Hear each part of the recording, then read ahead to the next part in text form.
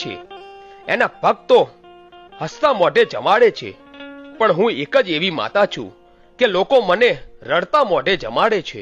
શ્રીફળનો છૂટો ઘા કરે મારી પર. દીકરી બાજુમાં ઊભી રહી જાય છે અને કહે છે કે મારા બાપુને તમે મનાવીને બેઠા કરો.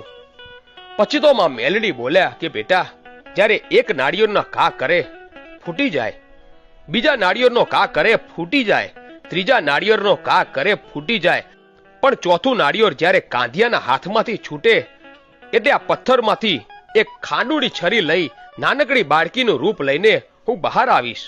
અને બેટા, એ ચોથું નાળિયેર મારા પથ્થરની માથે આવે અને ફટ દઈને ફૂટે એ પહેલા જો મારી ખાડુડી છરી લઈને તારા બાપની નનામીના બંધન ના તોડી નાખું તો હું તારી મેલડી નહીં, પણ દીકરી, મને માત્ર તું જ જોઈ શકીશ, અહીંયા રહેલા બીજા કોઈ નહીં જોઈ શકે. પછી તો કાંધિયાના હાથમાંથી